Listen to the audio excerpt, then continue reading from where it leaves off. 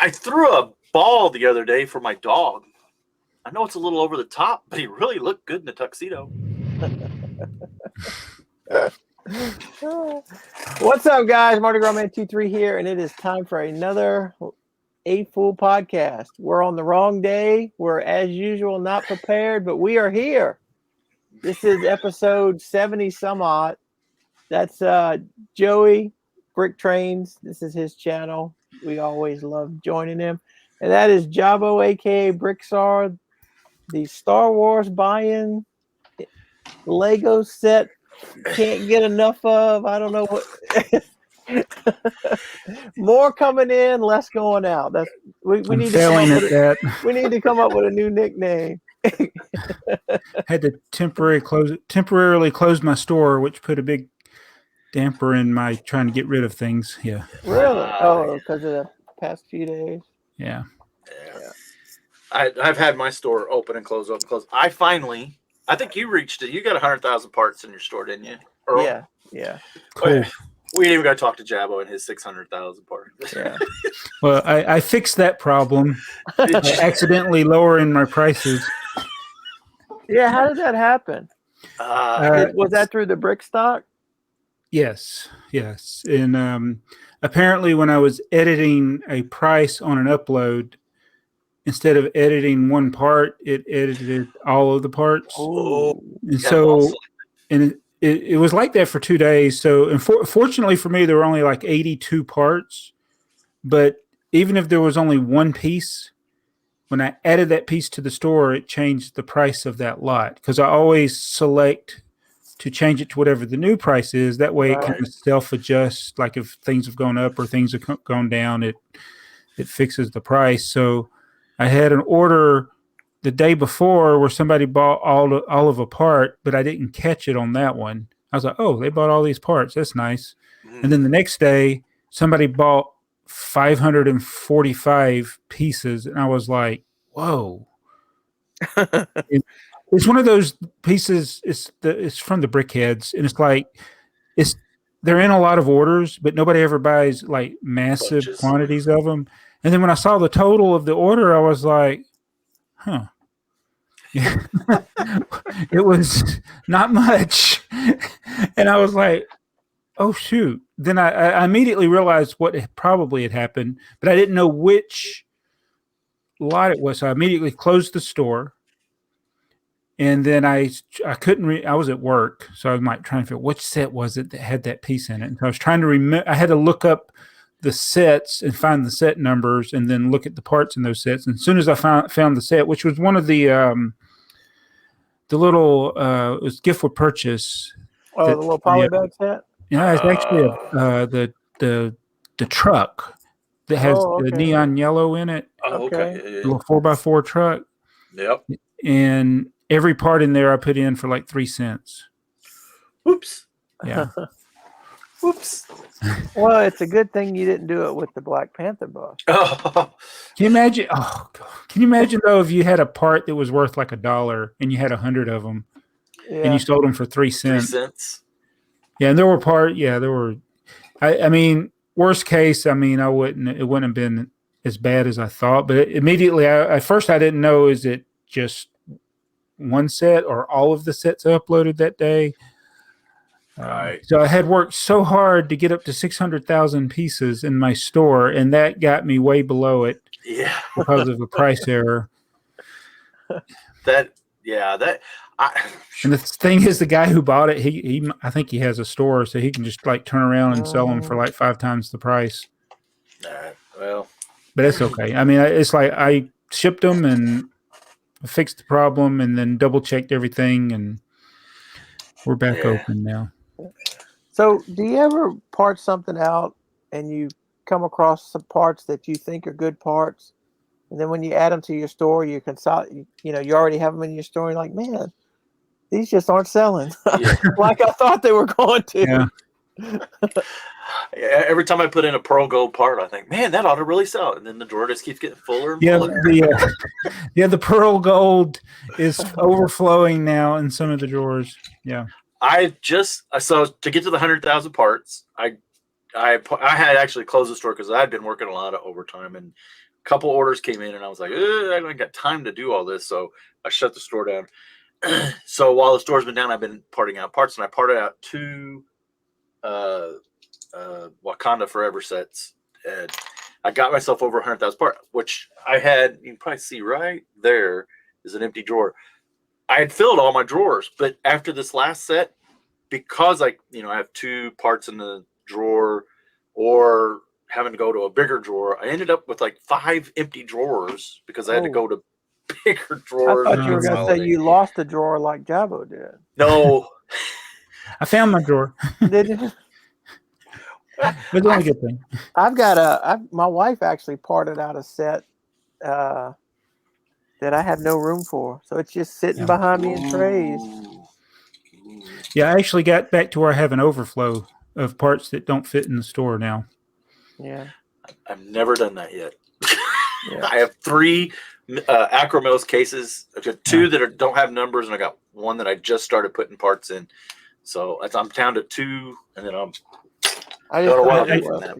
So the Black Panther set, I'm dreading actually parting, because I think it's probably going to be one of the most challenging part outs I've ever done, since there's so many dark colors. Mm-hmm.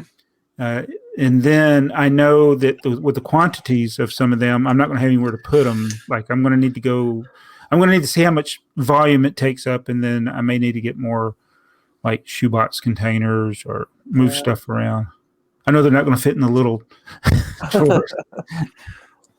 I know everybody thought I was kidding, but I bought off of was it eBay or Bricklink? Whatever they were 75 cents a piece for the cup and the lid. But I bought a bunch of, I bought all the guy had of the pick-up brick cups, because that's my next size up from a full square drawer is the pick-up brick cup. And I still have room above.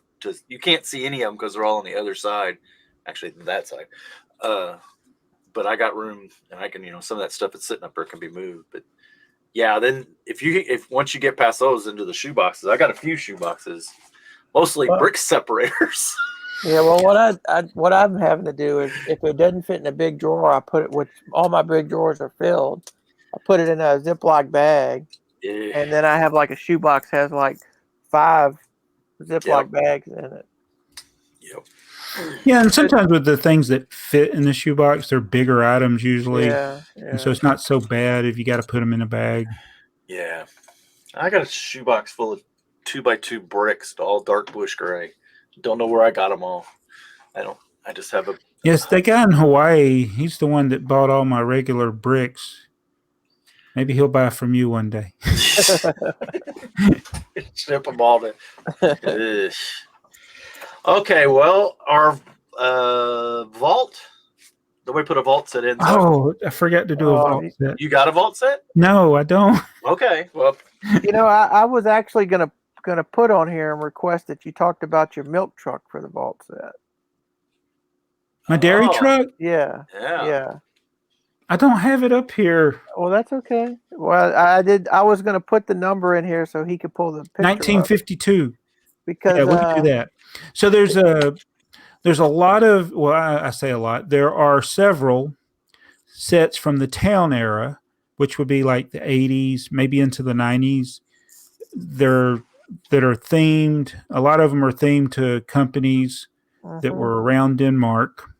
That's why I wanted to ask about it. Yeah. So this Danish milk truck, which is funny. The company is like, I'm coming. Here it comes. Menagerie, Danish something, and there it is. Yeah, Denmark's International Misery. So, totally common parts. Mm-hmm. It's frisky traffic. What's that? I was gonna say frisky traffic. So I wonder if that's the box. Was that sold in retail, or was that like a company? It's a promotional release with MD Foods. So maybe it's one of these things like you could only get it through that store. I mean, could have been like an in-store grocery store thing too, maybe. Yeah. But there's a handful of these sets, right? The that sets are like it. There's the Dannon truck, and there's a couple others that you could piece them together, and the pieces that make them up are not really rare. I mean, everything on the set, even the shutters on the back, and I didn't show it when I did it. You can open the shutters, and there's a little nozzle. It's one of those little flexible nozzles. You see a lot of them that are black. They got the two clips on the end, and they're flexible. They're white, but they're not. I said in the video, I said you could, for $15, you could probably piece together two of them. I mean, it probably cost you more than that if you didn't have. But I mean, I had most of these parts already. And before you started talking about piecing it together, I was like, man, that thing looks brand new. Those pieces. So I'll tell you what I did. I mean, I didn't worry about them being vintage parts. So I got a lot of parts from my collection, but some of them, like the top piece with the hinges, those are vintage. The roof that's got the antenna, that's a 4x4 hinge piece, and that's a hinge window that it's holding it. I had those parts, and then the part over the front wheel, that's one big like 4x6. Right. I remember those pieces. Those parts were a little bit yellow, so I did hydrogen peroxide on those for about a day, and they cleaned up and they look really good. They weren't that yellow, but they weren't. It's like new pieces. And then so the bricks, I took bricks out of my store, and then I got to looking at them. I think they're plant-based bricks, and I didn't like them. Oh. So I actually went and got old bricks, even though they had a few scratches on them. Huh. I didn't like the new bricks. They just looked too different. They looked more milky, and the new bricks, even though they had no scratches on them and they were right from my store, I wasn't happy putting those on the truck, even though I knew I was going to put the sticker. Right. And the sticker I bought on eBay, and I messaged the seller, and he thanked me because I told him it was a little bit too big. I complimented him because the stickers fit on there real good, and they're not bad stickers. They're just the one sticker that says MD Denmark's International. It's all one sticker. And his was a little bit too big, so the flower rolled over the top. Somebody commented on my video. He said he counted it. It was like 12 studs long on the actual one here, and mine looked like they were 15 studs long. Ooh. So that means it was about 20% too big. Too big, yeah. Yeah. The mini so if you just shrink that down, you couldn't tell the difference. Really. An untrained eye, you wouldn't know the difference. But again, the pieces, definitely less than $20 worth of pieces. Everything in here that's valuable that makes it the $355 used. Is the sticker. When one sold for $355. The person I bought the instructions for had it for $355, and I thought about buying the used one with the authentic instructions. I don't think he had the box, though, so I didn't. And so I just bought the instructions that he had separate to it. I just like the real simple classic build. It's kind of, that's what we grew up with. The 4-wide too. Yeah, compared to like Speed Champions today, that the detail. Yeah, it's like wow. And it's funny, they make all these 6 and 8 wide vehicles, but they don't fit well in a lot of people's towns or cities. No, you're right. Well, it's interesting. They've increased the size of the cars, right? Obviously, the minifigures just barely fit in them anyway. But they have increased the size of the car. But they haven't increased the size of the trains. They still stick, for the most part, 6 wide. 6 wide. Yeah, there has been the Disney set, which was an 8 wide, but the scale on that is so wonky. The big display sets. Because the Disney train is actually not. If in real life, it's a small train, and they've got it larger than their normal trains. Yeah, with minifigures in it. So it's like, but that's Lego. That's fun. Yeah, I think they tried to make it. They tried to make it minifigure scale. Yeah. I think they attempted to. That's why. It is. It's not part of the regular train line. No. So when this set would have come out, I would have never known about it. No.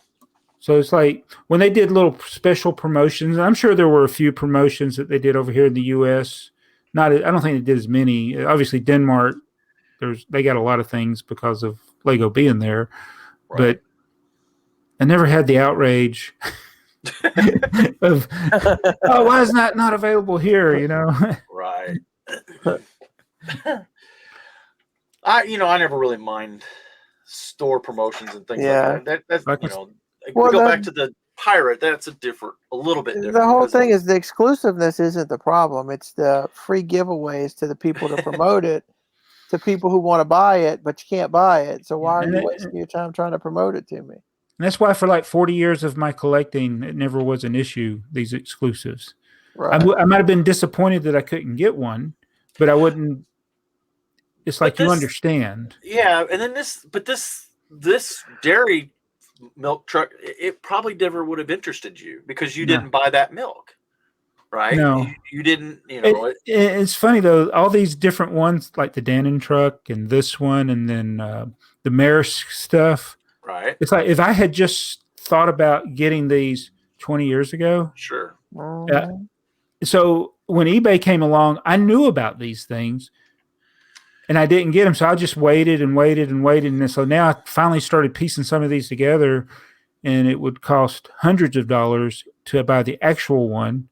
Right. Now, whereas in 2003, I probably could have got it for $50, and I probably would have thought I was paying too much. Yeah. Right. Yeah. Okay. Well. So do we want to talk about? We were going to do a theme, highlight of the theme. So I threw something in there that was I wanted to see what was the biggest theme. Had the most sets, and of course, you start talking about Star Wars, or I think Duplo is actually the winner. But I don't know. You call it a theme, right? Because you have themes, and you get this complicated sub themes. Like city and town, are those two different themes? I think so. But right, yeah. Some people might not say that. No. And Duplo is a type of brick. That'd be like saying just system bricks is a theme. Right, yes. And it's not. But even though Lego did have a system theme for a while, so it gets all convoluted. The theme I put in there was Boost, which does everybody remember Boost? Wait, smallest theme? Was it an actual theme, or was it just the set was Boost? I thought there was just one set. There is just one set for this Boost. So yeah, that brings up a good point. Is it just the set was Boost? What it is it's the first set for the powered up. But I think they were going to do. I think they had intentions, and maybe they still will, of bringing multiple sets that were to that. But that was the only one. There was one. I don't even know where my picture. I think isn't it the Boost thing the same thing they use for like the roller coaster? Yeah. You can adapt your roller coaster for the sound. It made the sound brick. I think that's why I opened my Boost set is to use the sound for the roller coaster. That's exactly why you did. I remember the video.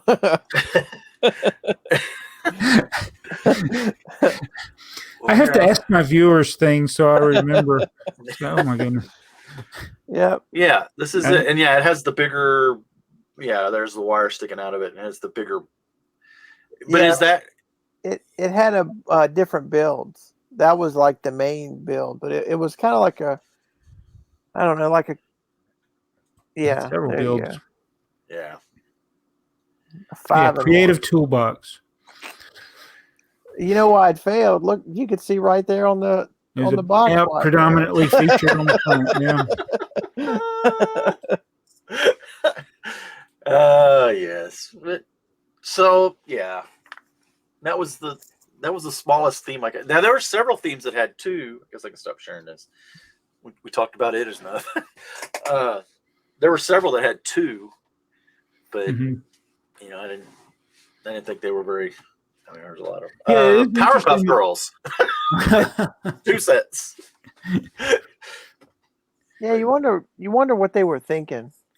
Were they thinking, if these 2 sets sell, we'll make more, or was that all that was ever anticipated was 2 sets? Is it in Lego's mind? Was it actually a theme, right? Or is it just how we're categorize them in brick sets? Because if they didn't put Boost on that, You might call it Mindstorms or something. Right, yeah, or Powered Up, which is, I think, is Yeah. what it is. That's what all that stuff falls into now. If you go to look at Powered Up, I think that's where all that stuff is at. So, speaking of buying stuff, do we? Did you want to talk about? Well, let's see. I skipped what we wanted in our wanted list. It's okay. Well, I can show you my wanted list. Everything I want, everything I don't own. I've been so much thinking about deleting my wanted list and starting over, but there's so many. I need to figure out how to download it because the general wanted list. I got all the rare things that I find, like even when I'm searching through eBay, Bricklink, and I find something that I didn't know about. I like to save it, even though there's none for sale, and there probably never will be any for sale. So, do you have your wanted list with different titles on them? I started doing that, and I need to figure out how to sort them because what happens is ones I created a longer time ago start falling to the bottom of the list. Yes. And I was like, sometimes I want those to be at the top of the list. Right. And so I know how to go, like when I go into a store, I can uncheck all of them and then just check the ones I want to look at. So that's a good feature that they have. Right. But there needs to be a better way of sorting your wanted list. Maybe you could go through your wanted list and add the items that you want to keep out of each one into a general one or one that's a default wanted list. And then as you do that, you can delete. That's the thing is that when I order stuff, there's two times that you could mark something off of your wanted list and like erase it from it when you order it or when you get it. Like if I do it when I order it, that's good. But then what if there's something wrong? Wrong, right? And then if you wait to mark it off when you get it, you gotta wait a minute. What was it? What was on my wanted list here? Where was it? Right. Because I've got some Fabuland sets that I took the entire Fabuland set and uploaded it to a wanted list, and I have bought some of these parts now multiple times. Yeah. For this set, and I was like, I got to erase these. You can't delete it when you order it because you have to wait till it gets in, so you can refer back to your wanted list to see where it why you ordered it. Yeah, and exactly. And so I've gotten my wanted list has gotten complicated because I've got dozens of things on there, and then you have items that are common to different wanted lists. I was going to say that's my biggest problem is I have so many wanted lists that are. I was going to show it. That are. I'm going to do the window. This will probably. But see, all these are the train set, the factory. Right, so all of those are the parts, but that was all. Oh, you did one set. For each of the cars. Yeah, because I was going to build all the cars. Yeah, and then I started realizing the price that it was going to take to build those, especially have one copy of each. Yeah, and they're all duplicate parts. Yeah, I mean, literally, and some of those are not. There's nothing super expensive in there, but some of those are. You start talking about having to build. What is there, 29, 30 of those sets, and you need dollar pieces. It's just like something as common as the magnet. I don't know what's happened with the train magnet. It used to be you could get them for less than $1, and they're abundant, and they are still abundant. But people want $4 now for a magnet, and I'm like, I don't get it. You got 500 of them now. You talking about the little single ones that snap? Yeah, the little. Yeah.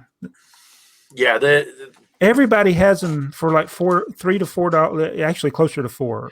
I think here's what I think the problem might be.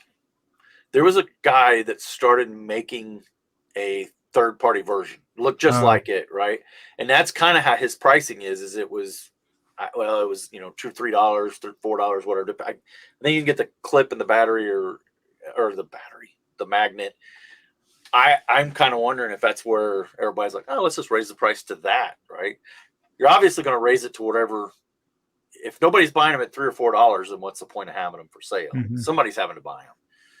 But I have a collection of them, And when it runs out, I was glad I had bought a bunch of them back in the day when they weren't so expensive. Right. Yeah, but you're right. Now they've gone out of control. That's one of the things. It's one of I have items that I would never delete from my wanted list, and that's one of them. Mm-hmm. Like things that I don't sell, but they've been on my wanted list. Well, I got.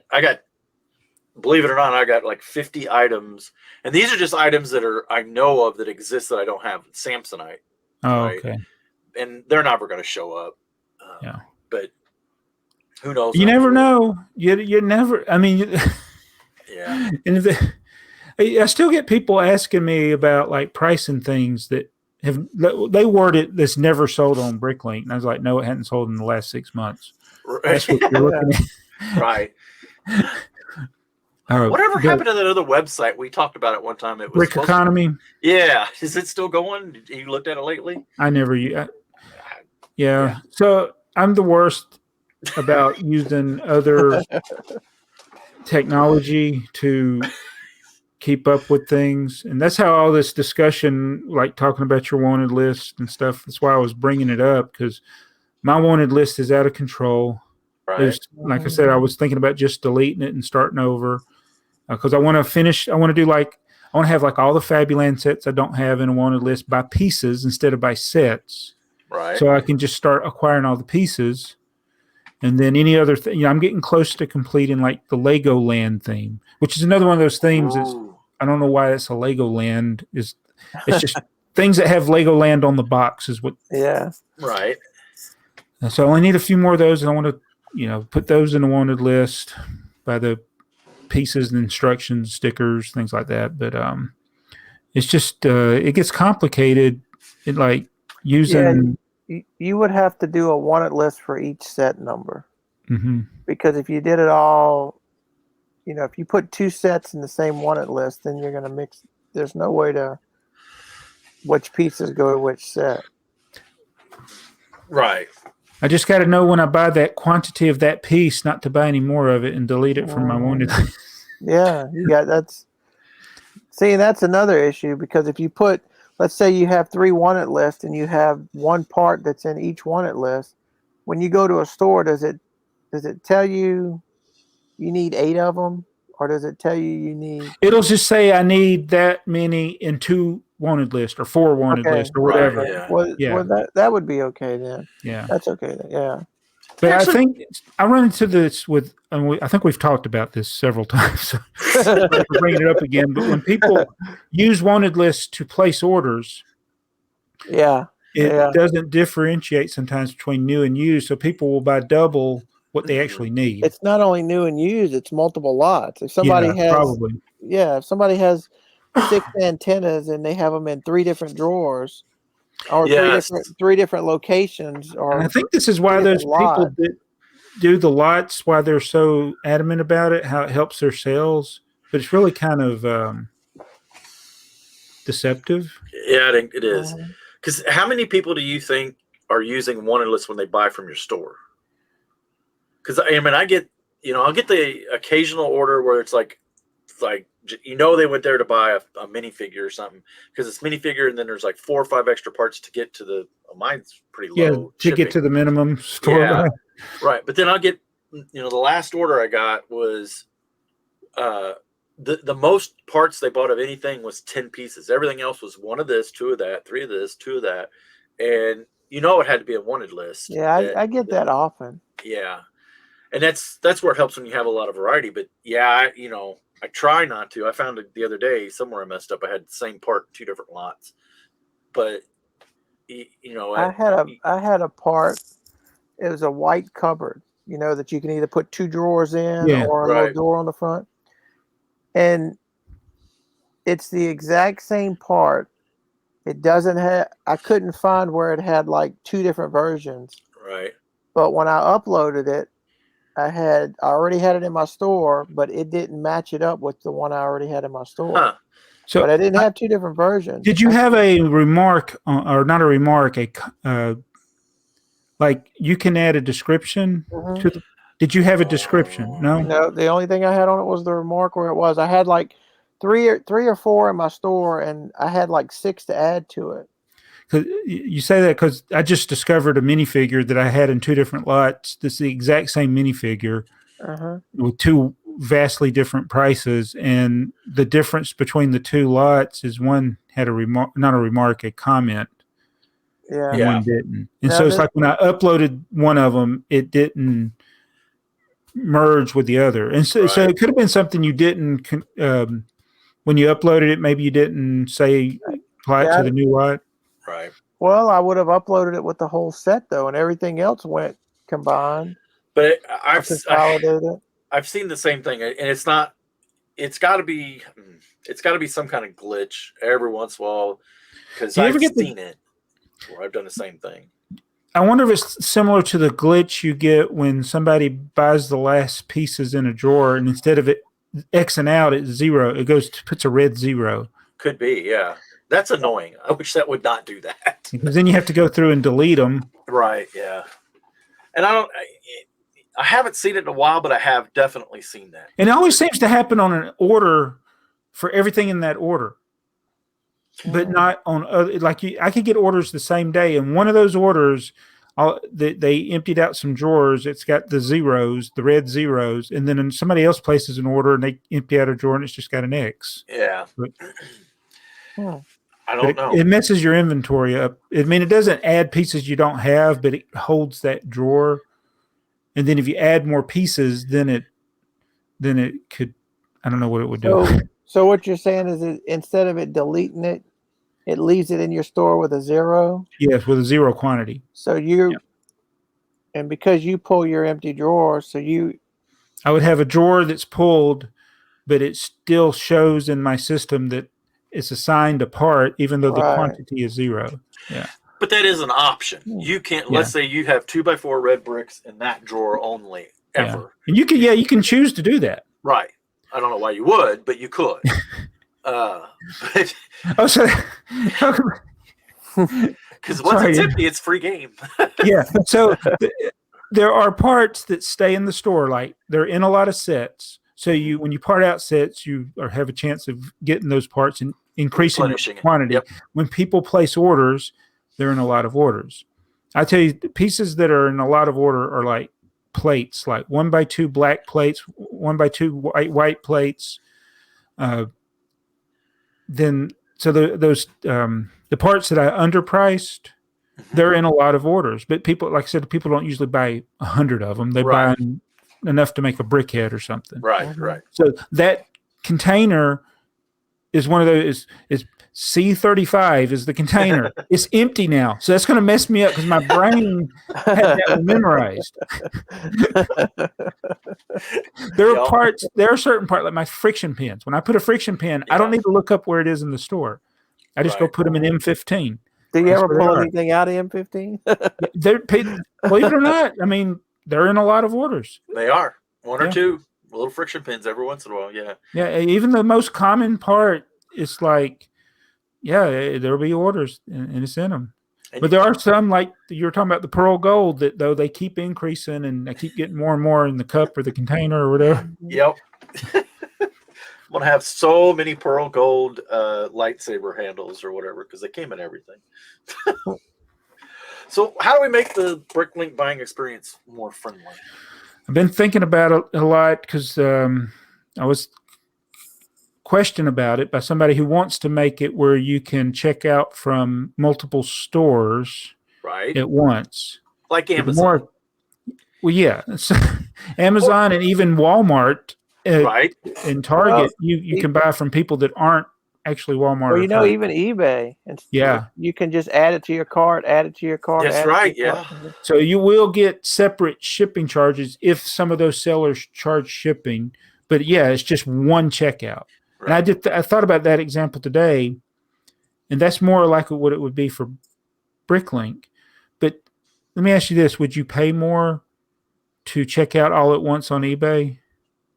No. Would I pay more? Would you pay, like if you were buying from 3 different sellers, right? Would it be worth the convenience of one checkout to pay for that? No, I don't think that's what I was thinking. And I think the same with Bricklink. I wouldn't, it wouldn't be worth my while to pay somebody for the convenience of it. Right. Or charge a fee. Like, the people that use Brick Freedom, I think it is, to link their BrickOwl store. Right. I can kind of understand why they do it because it synchronizes it regularly. So they don't have to do that. But then I'm like, why don't you just put all your parts in one store and save yourself 1%? Right. I'm like, why have them in BrickOwl? Well, yeah, I think that's a different discussion about you have people who buy from Bricklink and then people who buy from BrickOwl, and I don't think those two. I mean, I guess if you're looking for something, maybe you look for both places. But like eBay and Amazon, they're going to try to simplify those orders just to eliminate some of their back end costs too. Mm-hmm. I mean, there's going to be a savings to them, whereas if a third party, because that's what I think you're leading to, right? Is if a third party decided to do that for you or aggregate it for you, that's just another fee that really Bricklink should be looking at, saying, okay, how can I help my customers, because that's the people making my money, easier for them to get checked out, right? Mm-hmm. And then there's also Bricklink there's a learning curve for even filling up a shopping cart for some people. Yes. And so if you had another way of filling up your cart, but then when you say, I want all these items, and then the thing when it was able to go to Bricklink and get those items, and whether it be from one seller or multiple sellers, and all you had to do is, like, let's say you wanted all these parts for a rebrickable mock or a set that you were trying to piece together. You just say, I want all these parts. Right. And it goes and finds them. Right. That might be something somebody that's a novice at Bricklink might want. Right. I don't know. But I think it would be cost prohibitive. Yeah, I think that's just too hard to do with parts. Yeah. Well, because Bricklink does that for you. If you have a wanted list, you can say buy these parts, and it'll tell you all the stores and how many like items are in each store. But it's not the Bricklink one doesn't really give you the best choices, I think. No, I don't think so. Yeah, it gives you. It's based on who has the most parts, basically. It doesn't take into consideration what those people charge for shipping, or the price of the. I mean, this guy could have 15 different of your items, but he's more priced than the guy who has 12 of your items. So you're better off going to buy it from the 12 and then looking for the next 12. Well, and we all know that there's a couple Bricklink sellers that have lots of parts. Now, I've questioned whether, because sometimes the shipping from them, because I have bought from them before, the shipping takes longer. Is it just because they're a bigger operation? They got more people, they got more parts, or are they drop shipping from somebody else, or what's going on? But I've also ordered from some of these. They're always higher. The prices are just higher across the board. And then there's always, unlike you, where you drop the price to 3 cents, there'll be basic bricks that should be 10 or 12 cents that are 40 or 50 cents. Yeah.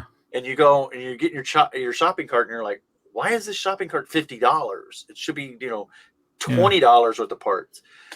But yeah, and I don't think the wanted list covers that at all as far as Bricklinks. And so somebody who's an expert at buying tipper truck parts. Right. I wonder if I've placed more orders for the same parts than anybody for anything. You've got to be close. So I'm pretty good at saying, okay, these 1x2 yellow bricks are way overpriced, or these 4x10 plates. I know if I see a 4x10 plate for over $1, I'm like, okay, that's too much. Right. The little dually wheels, if they're more than 10 to 20 cents, right, I'm paying too much for them. The tipper truck. I wonder if anybody goes through bulk bins and says, "Ooh, this is tipper parts." Jabbo's coming to buy them. Not enough people. Not enough. It's like there are about 283 lots of the blue tipper buckets that are from sellers that ship to me. So I think on Bricklink altogether is well over 300 different, but I eliminate the ones that don't even ship to me. Right. And I struggle from those 283 different lots every day I struggle to find one of them that I can buy from, because there's always, they'll have that part for 20 cents, that bucket for 20 cents, and there's nothing else in their store that I want. Right. So I can't buy from them. Or they'll have that part, they'll have a few other things, but then they'll want to charge $10 for shipping. And I'm like, come on, it's $5, $5 or $6. I'm okay. Even though I know you can ship it for less than that, but don't charge me $10. Right. But you're in a unique category, though. You have a very small set that you are buying some unique parts for. The 4x10 plate and the bucket. Those are unique. So you probably have a very personal relationship with all those parts on there. I mean, how many times have you looked every week at those? Windshields. I mean, there's so many discontinued parts, even though there's some common parts. I mean, the common parts are the 2x2 red plate, the 2x4 red plate, and the 1x4 red brick, and the 1x2 yellow bricks. Right. I think everything else is discontinued. And are you even worried about getting new bricks versus old tip bricks? What happens is like, I forgot about the plates for a while because I had so many of them, but then it got to the point where I was about to run out of them. Right. So now I've placed a bunch of orders, and I just realized today, I was like, oh, I've placed a whole bunch of orders for 1x2 yellow bricks. But it's okay because I've gone through so many of them. Like if I build other stuff, I might need them for other stuff that I would build. Right. Yeah, you should do an episode of Tipper Truck TV with the tipper on the laptop searching for parts, and then the next episode could be the tipper on the table with his Bricklink order, and then you could call it "The Tipper Gets a New Friend." I thought you were going with tipper trucks building tipper trucks. Yeah, tipper trucks collecting tipper trucks. So the person would be looking for a friend, and then you could say, "Tipper built a tipper." Yeah. So the ideal for the epic video is like, I know all the different unboxings of the different packages I've gotten. That's super boring. And so it's like, what's the end game here? Because I've not shown them. I've not shown the tipper trucks. It's been a while. Mm-hmm. You haven't shown them at all in 2023, have you? No. Yeah. I've shown the boxes, I think. But I've not even taken them out of the box. So I don't even know what they look like. And I start to do math in my head, like how long would it take to set these up? If I did one a second, oh my goodness, this is going to be hours and hours and hours. You said I don't even know what they look like. I got a pretty good idea what they look like. But I mean, like, what they look like all together. Right. Yeah, I know. Yeah, you got enough. You can start spelling things out. That's what I was. I've thought about doing that with the drone. It's like setting up a train video. You know. Yep. Man, oh man. Do you have a football field that you could go maybe cover the whole field? Well, here's the thing. This is what would happen. I would pick a day where there's like nobody there. But then somebody, I couldn't get it set up in time, and then somebody would show up, and then you'd schedule a day, and then it would rain. Yeah. I wish I had a big indoor place that I could have, but then, yeah, I think about it all the time. It's like the only thing I'm going to have to do that's going to work is the yard. I'm going to have to do the yard in my yard. So you just have to have them looped back and forth and back and forth. Yeah. Yeah, because you have a bunch. I want to do the football field because, I got enough to cover a football field. I'm telling you, you're always talking about the epic train around your house. I never do it. You should put the train track around your house and just line it up with tippers. And that's exactly what that is what the plan is. That's the plan. So, but do you want the train to go by to do the video, right? Right. I want to have a camera on a train car. Yep. And go past all the tipper trucks. Yep. Might be easier just to build one of Brian's RC cars and just go by the tipper truck. It's definitely going to have to be a weekend when Jacob is home. Yeah. We've talked about it. And it's like, I want him to help me. Shoot, it might be a day when Milo's old enough to set the Okay, I'm 6 years into this grandparenting thing, and I'm telling you, 6 years ain't enough yet. No. I mean, Dakota would be great to help, but until he got bored, and then it would be, we're going to play with the tipper trucks. Mm-hmm. I can't get that top shelf organized. It ain't going to happen.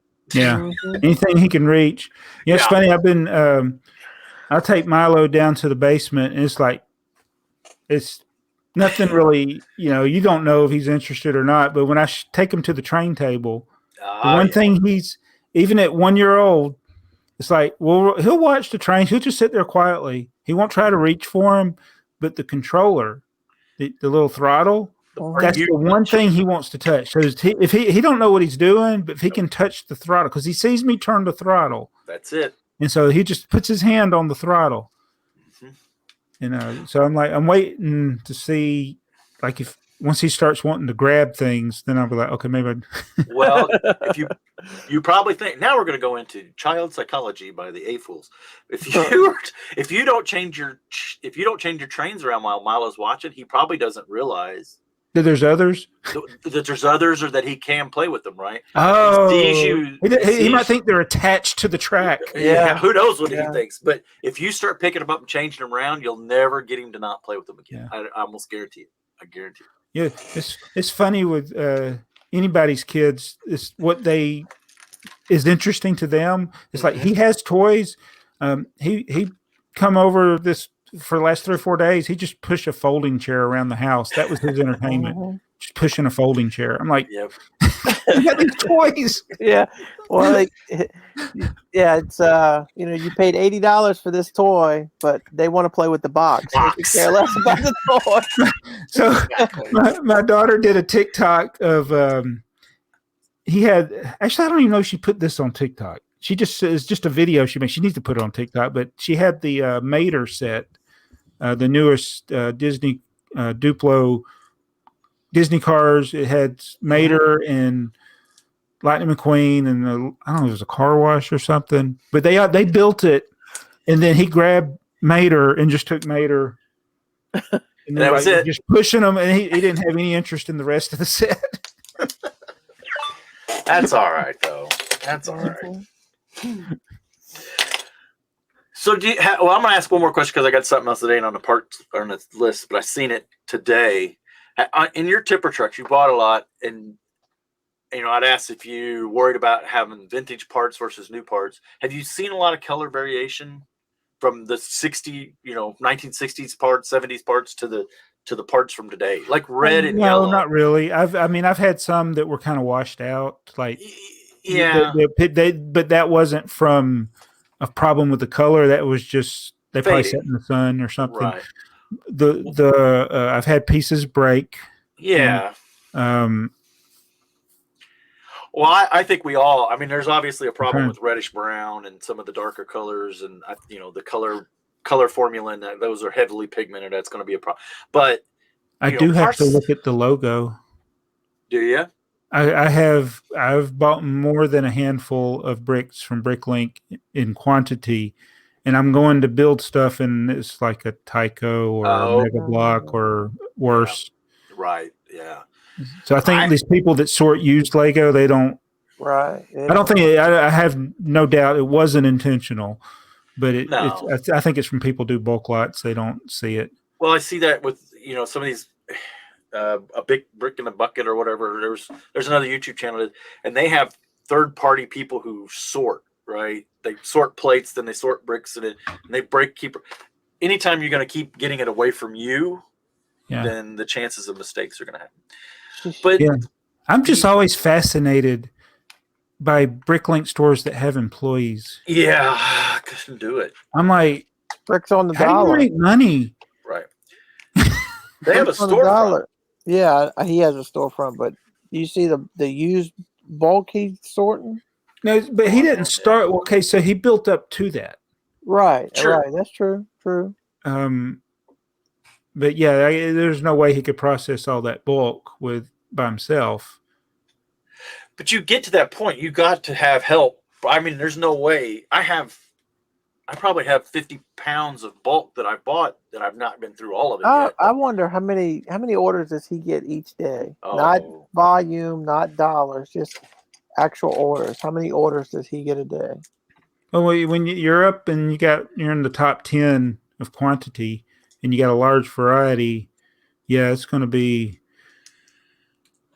dozens of orders a day at least. At least, yeah.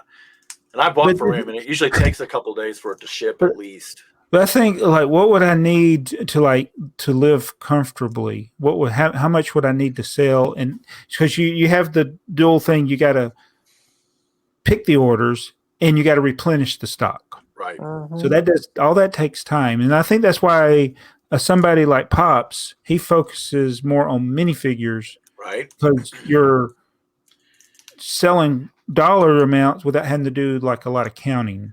So he looks for deals on minifigures, and I think that's a good way to go. And so he's able to. I think he pretty much does everything by himself still. I think so. Yeah.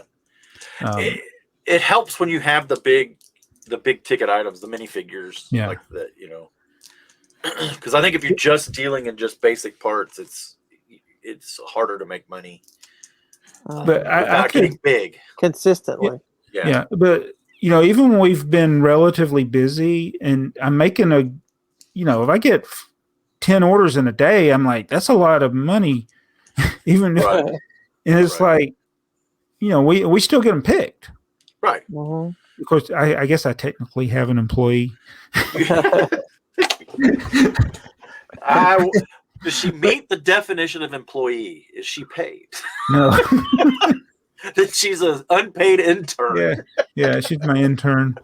But it's like I know I could find an amount that I would make per day that would be enough. Right. But are you saying to just do Bricklink as your full income? Yeah, if it was my income, this is what I would need to make each day to survive. Right. And and I mean, not when I say survive, it's like make a comfortable income and continue to replenish the stock. Right. And if I started to have to hire employees, then that number changes drastically. Yeah. But if you want to continue to grow your store, and because it's like the whole Walmart. Walmarts are everywhere. But Sam Walton started with a store. Yep. And then he had stores. Then he spread. And it's like, why do I always wonder about this? It's like, why do you always have to have growth? Why can't you have you make enough that you can live comfortably and do even maybe do luxurious things and travel and do these things, but you still wouldn't. I mean, why do you got to continue to make it more complicated? That's a corporate thing for sure. So if I made $100 a day, that's not enough to live off of and replenish your store. No. Right. But is 10,000 a day enough? Would be that's for a me. lot of money. Somewhere between there that would be enough. Somewhere in between. Yeah. Between 100 and 10,000 a day. Well, Joey and I are just trying to get to the point where we get an order a day. Yeah, that would be nice. That would be awesome. It seemed to be a little bit slower here recently. Yeah. I'm hoping that people with their tax refunds, maybe it'll start to pick up. I don't know. Once me and Joey get an order a day, then we'll worry about 2. All right, exactly. Well, see, my whole store, this whole thing this is my retirement project. Mm-hmm. Okay, so I'm still 9 years out. Heather convinced me to go ahead and open it anyway. I think what she just kept seeing was these boxes of things piling up. And she's like, yeah, you keep telling me this story about these stores. And all I ever see is things coming in, never leaving. That sounds like my wife. Yeah. Well, do you know how to look at your history? On Bricklink? Yeah, like all your orders. Yeah.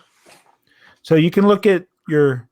Did we do this before? We kind of did it before because Earl deletes his history. Well, it's undeletable. I found it. Yeah, you look at your filed orders, and then you can see how much you've made in your lifetime. You want that number to be more than what you have at some point. Right. So like when you're early on in your career, you'll probably have less in sales than you have in inventory. But at a certain point, the amount of sales that you have should pass what you have in your inventory. Then you know you're not hoarding. Okay, so I'm looking at That's my mine. justification is that my lifetime sales is more than what my current inventory is. Okay. So, and when I say current inventory, what you have it listed for sale at. Right. Okay, so I'm looking at mine. I'm not going to say the numbers because that's But I'll let you know here. Hang on. I'll look at my store inventory. So my store inventory. So look at the value of your inventory, and then look at the total sales that you've had, and see how they compare. I don't remember how to get there. So you just go ahead and looked at what I did was looked at my filed orders and then looked filed at orders. Yeah, and I looked at. You got to go through each page. You got to look. You got to do. I just do a date that's before you started selling, and just download all of them. Yeah. Okay. It looks to me like I have about $10,000 more in inventory than I have in sales. Okay. Lifetime sales. So you've done a little differently than me because you probably grew your store faster. Probably at first, yeah, because I dumped a lot of stuff in all at once. Because my store grew slowly, right, over decades. Mm-hmm. Well, there's the other thing too. I've only been doing this for a few years. Actually, had the store open for a few years, so I could see where mine's going to be eventually. Because that number in my store inventory is not going to go up near as fast now as my sales. Do you ever go back and watch that first video you did when you talked about showing where parts were and everything? I still maintain that's the first video. I want somebody. Okay, this is the challenge to our viewers. Okay, find a video older than mine of somebody picking a Bricklink order. Ooh. And what was the date on that one? Let me look here. I gotta look. And that is the most helpful video I ever made because I got feedback from other people that did Bricklink, and I learned better ways of doing things. Oh, okay, yeah. Let me see. On the orders page down at the bottom, what does mass drive-through mean? So that's what I do. That let's say I get 3 or 4 orders in a day, and I do. I've packed them. I like to send the automated message to people so I can do them all at once. Oh, the email that they get that your order's packed and be on the way. Yeah. Okay. Now, doesn't it do that when you switch it to shipped, or is that different? Because I never paid any attention to that. Now you change it to shipped, it just changes it on Bricklink to ship. The little box, then it changes color or something, and then when you do the mass drive-through or a individual drive-through, that box changes to like yellow, I think. Oh, you're talking about the check mark? The little. I guess it sounds like I got to do a tutorial without giving. You may have to because I don't know what I'm talking about. I've always ignored the mass drive-through. Right. Write yourself a little note. Yeah. Okay. Well, I gotta. And I've watched other like Lego, my James O. He does things differently than I do. Everybody has their own things that they're comfortable with. Like my OCD, I say I have OCD. I don't really have OCD, but I get in a routine of doing things a certain way, and I don't want to change. That's kind of like OCD, isn't it? Yes. So my goal is to get that order off of my page where I don't see it anymore as quickly as possible. Right. So it's pick the order, mark it shipped, send the mass drive-through, leave them feedback, and then file it. Okay. It's like once I've packed your order, it's gone from I've already left. I'll leave feedback. I want it gone. Right. Well, to Earl's point, I don't have as many orders coming in as you do, but I have the same thought process. Yeah. So I've packed it, I've shipped it, I've left feedback. And that it's gone. So I have 2 right now. One is shipped. It just went out yesterday. And one says it just switched during the podcast because at the beginning of the podcast, it still said ship. Now it says received. So, I know that guy got it. Yeah. I have a problem. If I I'll try to pick orders in the evening and then in the morning, I'll put them in the mailbox. Yeah. I just feel funny about marking it shipped before I put it in the mailbox. Oh, I do. Yeah. Okay, so that's where the mass drive-through comes in. So I do this. I guess I was exaggerating or hyperbole. I sometimes will wait and then do the mass drive-through. Okay. But sometimes I still will mark it shipped and do the mass drive-through, even though I haven't physically handed it to the post office. So what does the mass drive-through trigger? Does it? It sends an email. It sends an email. That's all it does. It sends an email. Okay. That's all it does. Okay. And you can customize that message. If you do it individually instead of a mass drive-through, you can like put the tracking number in there. Right. But it's dang, I lost that video. I had it.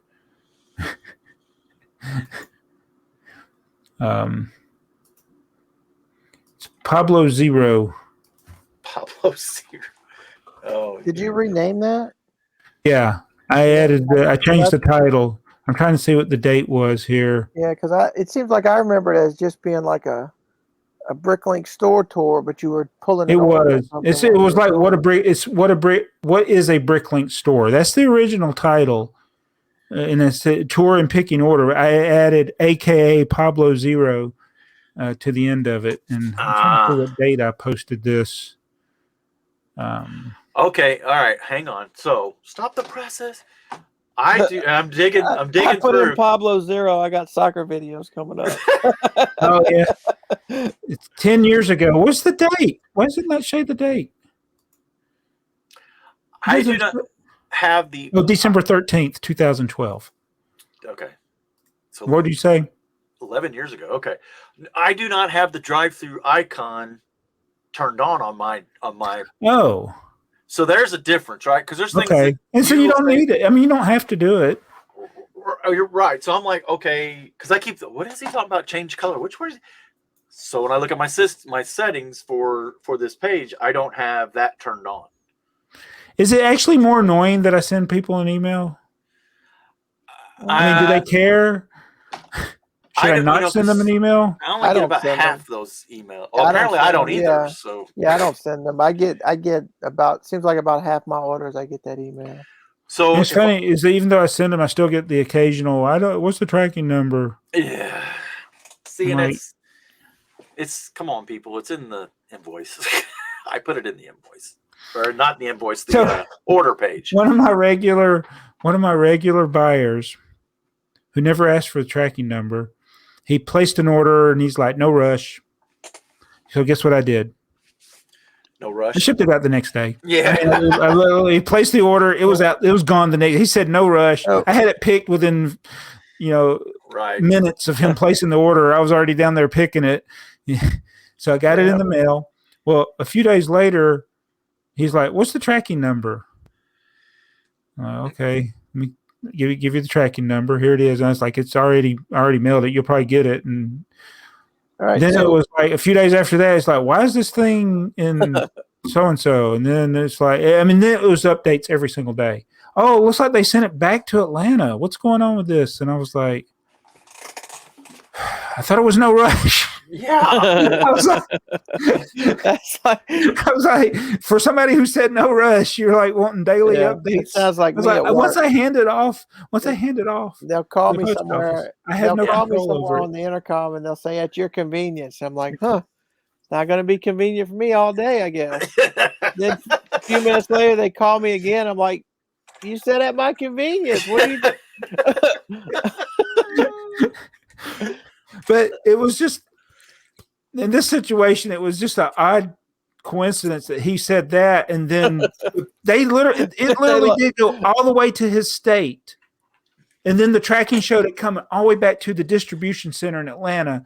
Then it went back to his state. I thought when it came back to Atlanta, I said something's wrong, and it's going to come back to me. Yeah, but it didn't. But some people just want to be there the next day. So I put in Bricklink Pablo Zero and that video comes up. And then the next video is the largest Bricklink order ever. Plus I ain't buying no more. Well, that sure didn't last. Wow. What a combination. That must be when you started I got to start getting more out than I'm bringing in. Yeah. Conversation. So December 13th, 2012. Picking a Bricklink order older than that. Or a Bricklink store tour. There may be few people talking about Bricklink older than that. There may be. There aren't going to be many store tours. No.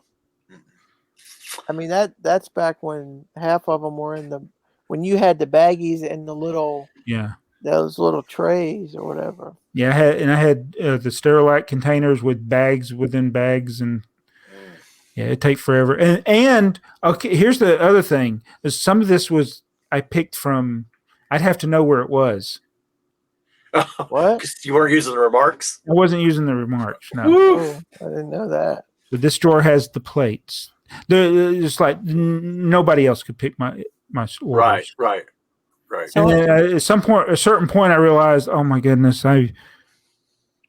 even though my store wasn't that big as far as parts, it got to the point where like this is not scalable up. I'm going to run into serious problems. So how long did it take you to convert that to remarks? Did you do it by attrition, or did you like take a drawer and sort it out? Or I literally had to add the remark to every single item. Yeah.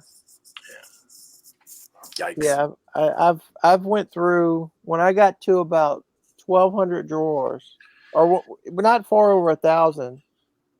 No, it wasn't that high. I guess when I was around 500 or 600, I realized that I needed a zero. That was the other big. And thing. so I just sat in my living room and went through every one and put a zero in front of it. Yeah, and it's like you just do a little bit at a time. It's like the other thing I'm having to do since I decided to put things on the floor. Like I see how Joey's got it, and this is the way I recommend anybody that's going to use stack-ons or acro mills or whatever to not put any low. Yeah. You can do it. There's nothing wrong with doing it, other than you're going to be doing a lot of squatting. You hear your knees crack every time. Yeah. Then if you got my eyesight, I can't see the numbers. So what I've been doing, I don't even know why I used the label maker. I've been handwriting my numbers on stickers and putting them on the slope part of the drawer. So now I can look down and see the drawer number.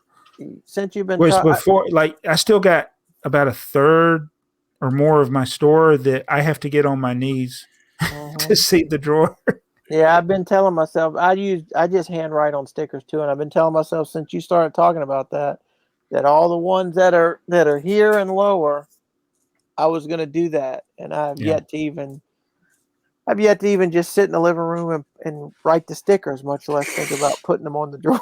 I try to do at least one little section. If it's like 60 drawers, just do one a day and just start putting a dent in it. And it makes a huge difference in picking orders. Because now I don't have to squat because I can see, okay, that's drawer 2083. I just reach down there. I don't have to go all the way down to the floor to get it. Are you putting anything? You putting a sticker or anything and then writing on that, or are you just writing right on the drawer? No, I'm writing on a sticker. I bought so I was going to do the thing where I have there's 80 labels on a page, and I was going to put them in a computer and load the numbers on the computer and then print them. Yeah. Then I realized I got to type in the number on every one of them, so it's quicker to write. Well, so I use Microsoft Office, and I have those Avery labels, the circles. Yeah. Right. Whatever that is, 1-inch circle or something. Then it's got 80 on a page. But I got a macro, and I just wrote the little macro at the beginning. You just put your cursor at the top, and then when you hit the macro button, it asks you what number you want to start with, and it just it populates all of them. Populates it on just from wherever you counted to down. I can send you that if you want it. But yeah, that's the only reason that I'm not writing on there, other than the fact that Heather can't read my handwriting, or any other human being in life. Yeah. Yeah, and I do make the mistake. I'll get through, and I'm like, wait a minute, I missed a number. I've got a spot where I skipped I don't know how many numbers I skipped, but it's like 4 or 5. And how did I do that? It's almost like I probably, how you write them on the stickers. Yeah. Maybe I skipped a whole row when I was putting the stickers on the drawers. I don't know. Yeah. But oh well, those numbers will never be used because I'm not backtracking 1,000 drawers to fix those 5. And it doesn't, it doesn't matter what the numbers are. Right. No. That's right. No. So I guess before we do the comment, let's talk about this new Technic crane. Okay, yeah. I never found a picture though. Hang on. So it's a. The reason I wanted to talk about it is because it's $680 for 2,900 pieces. Right. It seems outrageous. It seems very outrageous. Supposedly there's new pieces, which means new molds, and also there's supposed to be some heavy weights to counterbalance it, which are new Lego pieces. And those weights are supposedly what's driving the price so high. But I don't know how big these weights are. I don't know if it's just like the old weights that are getting repurposed. I don't know. So 42146 is what we think the set number is, and Brick's set does not have an image yet. And as of right now, May the 4th, hey, by the way, May the 4th be with you. Yeah. A week or two ago, because that's when we recorded this. When we look it up, we can't find the pictures, but it's on YouTube on news release videos. You could find it, but we can't find where they're pulling those pictures from. Right. 4146. It says numerous 1 kilogram counterweights. Uses an app. Oh. Multiple motors. So that's where the cost is. The motors, the weights, those types of things. If it uses an app, that's probably just like the Powered Up app. It just saves you from having a controller. Right. I just cannot. It can lift 3,000 tons. Oh, wait, no, that's the actual one. So, I pass. I don't think Joey's into any Technic, so that leaves you, Jabo. No, I'm not paying $700 for a Technic set that's of a crane I've never seen in person. I'll wait till it's 40% off. Even at 40% off, I don't know if I could. Yeah, that's kind of what the anticipation is, like the Black Panther bus. It's only a matter of time before it hits the discount. Yeah, all I can find is the video from We're too early. We don't get a copyright strike from Lego. Yeah, leaked set. We always have the latest news. Yeah. Well, even when this comes out, it'll be 2 weeks older. Everybody's gonna be like, "We got the picture. What's wrong with you guys?" Yeah, because we're old and we do things different. We're not streamers. Yeah. Oh well. Technic is one of the best money makers for Lego. It's very popular. It's one of those themes that does well that people probably wouldn't think. Because I think a lot of times people think Star Wars and Ninjago and City or whatever, but Technic's a very popular theme for Lego. So it makes sense for them to do the big stuff. And I think some of the other big things they did, I enjoyed the bulldozer when the bulldozer came out. The original powered bulldozer. Well, the first bulldozer wasn't powered, but you could add power to it. But when they made that big one that had the working treads and right, I just loved that thing. But it was like $200. It wasn't right. Because that was $7. I was gonna say $200. How long ago? Yeah, so it'd probably be like $300 today. It was only 15 years ago. I don't understand why they don't do more RC cars. They had that wave of where they did RC stuff, and then they just. Yeah, I have one RC car, and then I have one of the tech. I guess it's technically a Technic one. It's an RC car, but it's got like tank treads on it. Yeah. I wonder if the people that are into the RC community, they're used to a certain standard, and they viewed the Lego RC as just like a toy.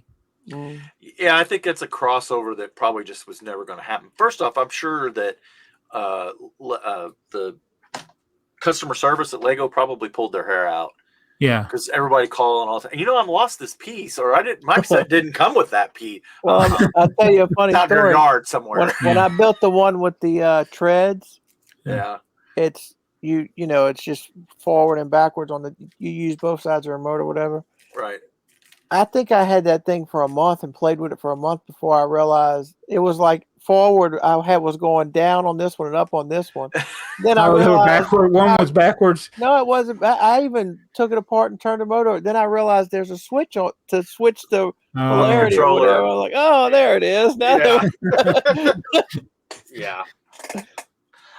We have a couple of those Traxxas trucks. We go camping with it, and oh man, they take some abuse, especially if you're not the guy that built the Lego set, and if you drove it like we drive our Traxxas trucks, they won't last. They're just going to be in pieces everywhere. So my RC experience was like the little cheap RC things you got at Radio Shack. Sure, yeah. My first RC, it was like it had a button, and all it did was go forward. Then when you push the button, it would go backwards to the left. One direction. Yeah, that's how you turn. You just had to keep backing up. I had it was a car carrier, and you could put Hot Wheels on the back, and it was a truck, and on top of the truck was buttons, forward, backward, left, right, and you push the button to go forward. The problem is you had to keep up with it, so you could push the button on the top. Oh, yeah. So you had to like crawl next to it to push the button. That's not really remote control. No. But so that when the Lego had the RC theme that was the outdoor stuff like that, we're going to be doing the video soon. It's a time to do our anniversary video of ours. And I got the updated battery that Battery Power Bricks Brian told me about. So I haven't even drove it yet with the new battery. There's it's more power. More power. I got I downloaded my more power references like 3 months ago. And I still haven't made the video, but that's what we're going to do. More power, and but that it was pretty good, and it would go pretty fast. But that battery died. I mean, it got weak pretty quick from. Yeah. So getting this new battery, I'm hoping it's going to be like, you can run it for a little bit longer and all that. But so I enjoyed playing with it and everything. It was good. But when my son-in-law, when he bought his Traxxas car, I was like, that's like a whole different world. Yep. He loved that car. And I remember he took it to the fire department. He did these videos. They had it going through a pipe and doing these jumps. You see all these firemen just like getting all excited watching this RC car. They're fun. Yeah, it's a different world from anything that Lego has done. Yeah, it is. It's its own little hobby. So you guys are getting ready to get some packages in the mail. Oh, thank you. The shirts. May the 4th be with us. Well, they were mailed on the 4th. Yeah. They ain't got nothing to do with Star Wars. So Heather wouldn't let me wear. This is one of my regular BrickTrains shirts, but you guys got. Oh, you're talking about that? Yeah. Oh, I'm so dumb.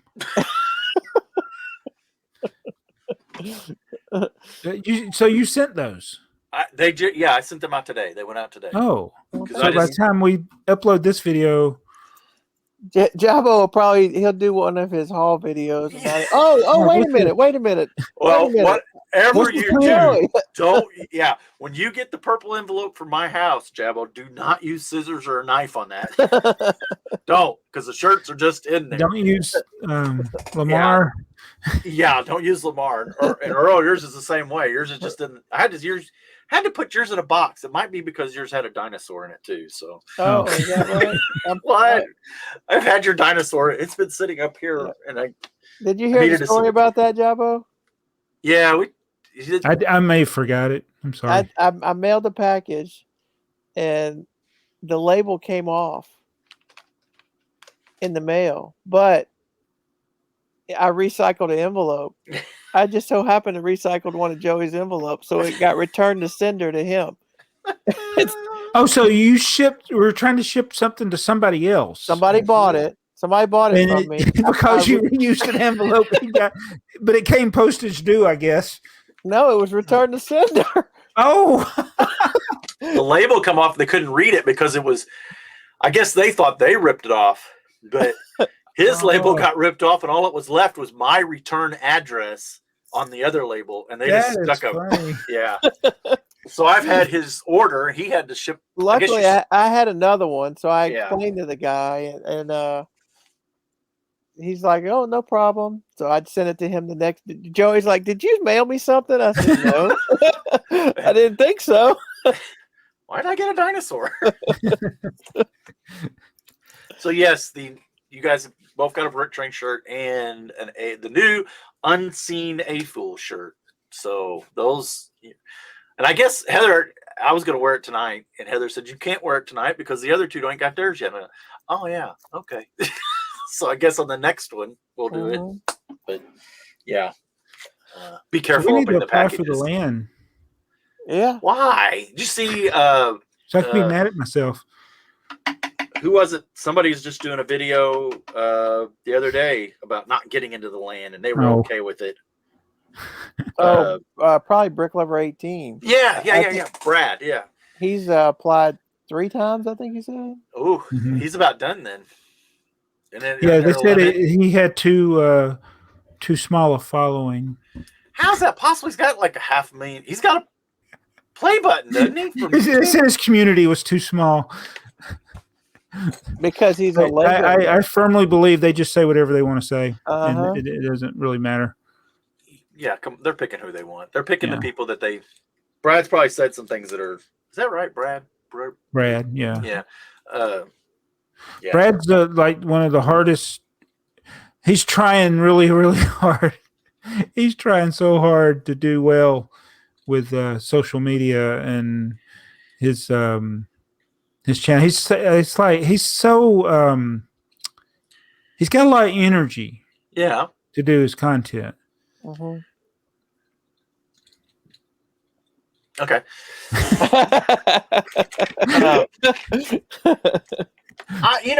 Is it? It's got to be obvious. Well, maybe not. That I have not produced as many videos here lately. Part of it is because of work. Part of it is because I've lost this computer twice. Oh. The first time I didn't fix it right. I botched it, and I thought it'd be okay, and it wasn't. So this time I put a new main hard drive SSD in it. Now it's working great or good, but and the other parts just work. Whatever. I have a life and a job and a wife and a grandkid and a kid, and things happen, and I just haven't been doing. But it gets hard, or has been for me, to think of stuff to do. And I know everybody's getting tired of looking at my shelves or the same train layout. I told you what I want to see. I know. I'll do that. I'm sure a lot of people want to see that. Who? A lot of people. A lot of people see what's up on top. People like looking at that stuff. They like looking at collection type videos. And I think that's what a lot of times why haul videos do really well, because people are just voyeuristic, right? And I don't mean that in a nasty way. They just like to see what's going on in other people's hobbies or lives or whatever. But I don't know. So I don't know what to do. I mean, I'm not saying I don't want to do anything. I'm having a hard time right now to come up with a good idea that I think is worth the time. So maybe that's what I'll do. I got lots of stuff that's hidden under the layout that needs to be drug out. Yes, you do. I remember that. You were going to start doing your... What's in a box? What's in a box? You did one. I did one. What happened to the next one? Yeah. Maybe that's be what the rest of the year's about. So, plus, you have to think about the things that you can share that, like, you're not going to see. Right. A lot of other people can't share it because they don't have it, or right. Well, of course, that means that maybe people aren't interested.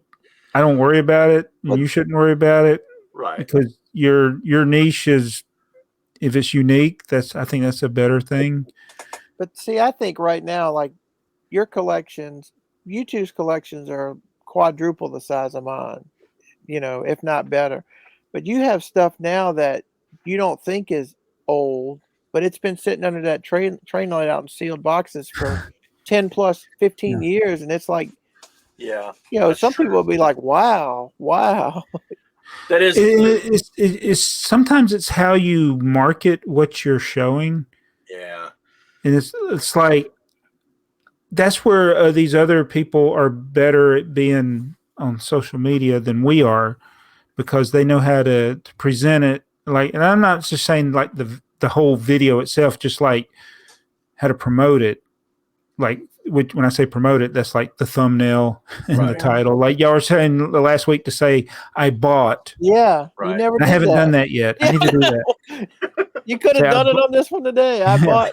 I can still change it. I haven't published it. Yeah, I bought too much on May the 1st. I'll change it. So the members will see a different title. I'll try to, after we get done with, I'll change the title, then have I bought. But I still don't know what I'm supposed to say. I bought what? I bought too much. Yeah, you got to make it too much Lego on May the 1st. Yeah, I bought the wrong thing. Yeah. I literally. Yeah, when you pulled that set out the bag and you're looking at it, I'm like, uh-oh. I remember looking at it at the store, and I'm like, how did I end up with that one? Did they not give you a gift with purchase, or did you just not? I didn't get the spring poly bag or whatever, the one that has the bicycle. Right. He forgot to put it in my. Like if I had bought the exact same thing online, I would have got an additional gift with purchase. But because I bought it in the store, I was talking and I was in a hurry, and he just didn't include it. Well, you have your receipt, and all that stuff is tracked through there. It should have been on your receipt. No, he didn't. He didn't. Like, he still got to pick it up and scan it. Yeah. And add it to the. He didn't do. So it's not. I've had to remind them. I'm like, don't I get a gift with purchase with this? Yeah. But sometimes they forget. Maybe you could bring your receipt back and show them. They know you, don't they? I mean, they know you're in enough. The people, they've hired some people recently. Oh. So they've had more people that don't know me there lately. Yeah.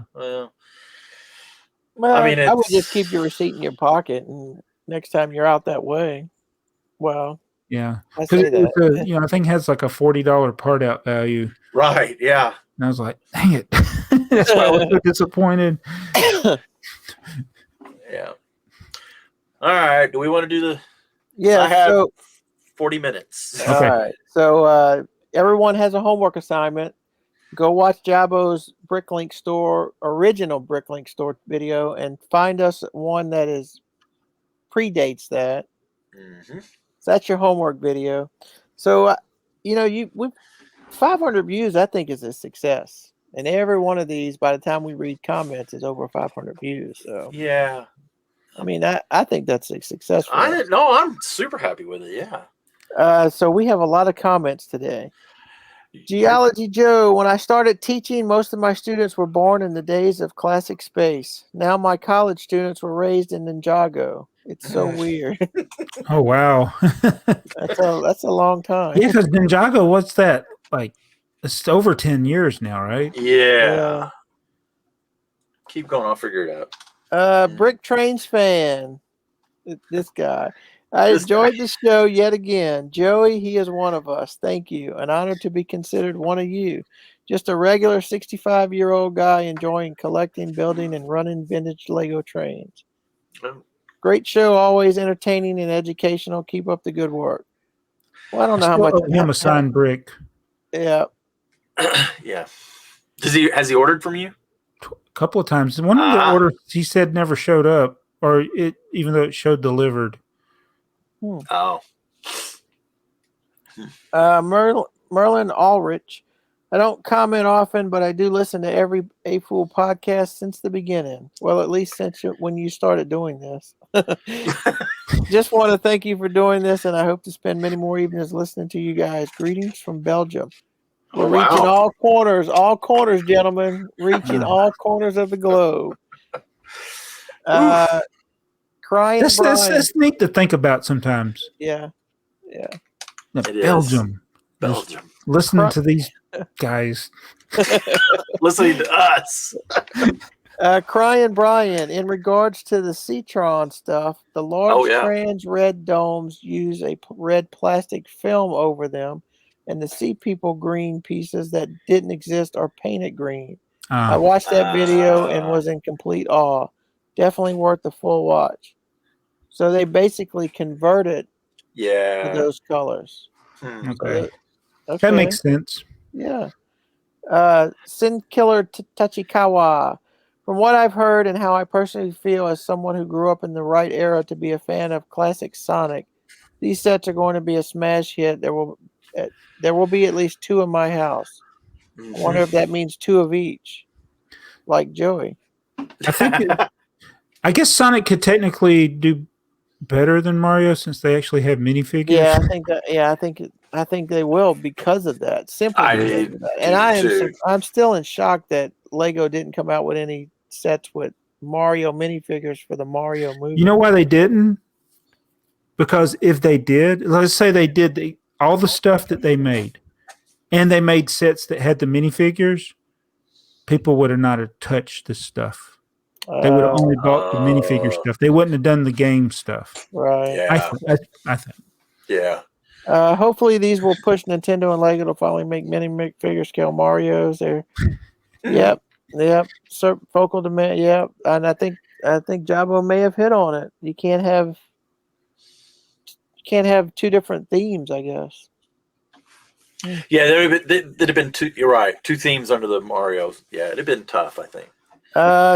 So Jabo Hosco, at the 20-minute mark, those green and trans neon green pieces are from the Aqua Raider sub-theme of Aquazone in 98. It's weird because Aquazone was its own theme in 2007. 37 minute mark, if Mardigrasman23 knows to ask where I am, and if BrickTrains echoed Earl's sentiments, just invite me as a guest onto the podcast and you'll never have to Google or ask Alexa ever again. We probably should get him on there because he's a plethora of knowledge. Mm-hmm. SG, I only got an extra. Go ahead. I was saying he knows me better than I know myself. Yeah. He definitely remembers more than we remember. SG, I only got an extra scoop during COVID when the store filled the cup for you as a compensation for not being able to try to perfect fill it. Okay. PS 1 liter equals volume of a cube with size of 10 centimeters, small 4 inches. Oh, so we were talking about the size of the box versus the size of the cup. Yeah. Yeah. I don't know how people that use the metric system, I don't know how they picture things like distances in gallons. It's like we're so backwards compared to the rest of the world, but that's like I still like when I'm watching a video and they got to tell you both the miles and the kilometers. I'm like, I saw one guy, he was like having to do the calculation for kilograms. It's like I can picture what like a 250-pound man looks like. Right. But when you convert it to kilograms, I'm like, what? 125-pound man, huh? 125 kg man. Yeah. Yeah, it's a little. Yeah. Xavier G, I have missed a few good episodes due circumstances, but I'm glad I watched this episode. Now probably going to rewatch the old versions. Love the chit chat you guys have. Thanks. Question: have you guys heard the rumor about a new icon set coming out? I believe it is a set 10320 Eldorado Fortress for July 2023. Yeah. Now I'm waiting for more sneak peeks. Yeah, I have heard of that. The Eldorado, the original Eldorado Fortress is one of those regrets that I don't have. Pull it up, Joey. I'm trying. I don't know. Oh, okay. What was the number that he gave originally? 10320. Yeah, that doesn't pull anything up. So there was a rumor I heard recently though about that. Must be a rumor still. Yeah, I don't see nothing. Pull up the old one. The old Fort Legorado? No. 6271. Wait, no, that's not the right number. 627. hold on. Is it 76? 10315 is the new one that doesn't have a picture yet. So that must be what it has no name. 6276. 6276.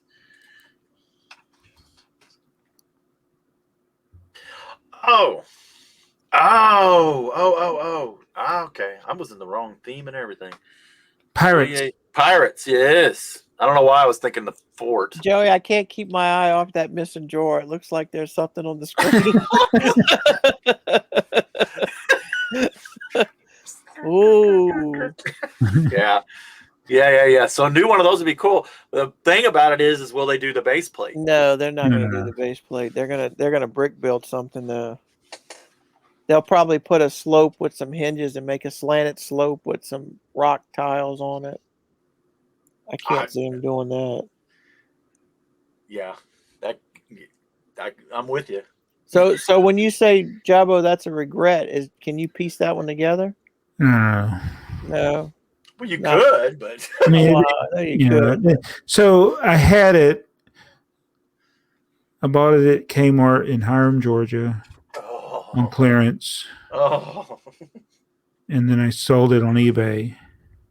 And then I bought another one. And apparently I sold it too. Because I thought I still had it. And I think I have been through every container now. And I was like, I don't recall selling the second one. And this is one of those from the pirate theme I would have liked to have kept. Is this one of the ones that's in the picture that was yellowed because of the sunlight from? You have a picture of when you had them on display before you and your wife got together? No, I don't know. Those were all castle sets. Oh, okay. Then not pirate sets. Okay. Yeah, they weren't the pirates. I didn't start building the pirates until later. But when I was at that first house, I had a lot of castle sets that got yellowed. That is a nice set. Yeah. So I wonder if they would recreate it or if they would like they recreated the King's Castle, you know. I hope they don't do it in that kind of scale, like where it's big, that much bigger. I don't want a $400 Right. Yeah, you want to. Yeah. You still haven't bought the castle yet, have you? Mm-mm.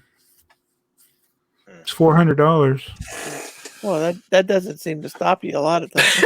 I just spent $1,000 on it. Yeah, you know, I didn't want to say it, but you know, when all those when they had the ways of justifying things. When they had the 3 promos coming in, and I was just like, wow. okay. Remember, me and Earl don't get an order a day. I got 13 of the bunny rabbit promo. So somebody do that math real quick. Making a bunny rabbit. So I had 6 of those. You know the $15 3-in-1s from Walmart that I showed you guys. Yeah. So I had 6 of them to part out. So that's what my wife parted out. She parted out the 6 poly bags. Then she parted out the 6 sets, the middle sets. And then the other night I asked her if she wanted to part out the next one, which was the 2 bunny rabbits.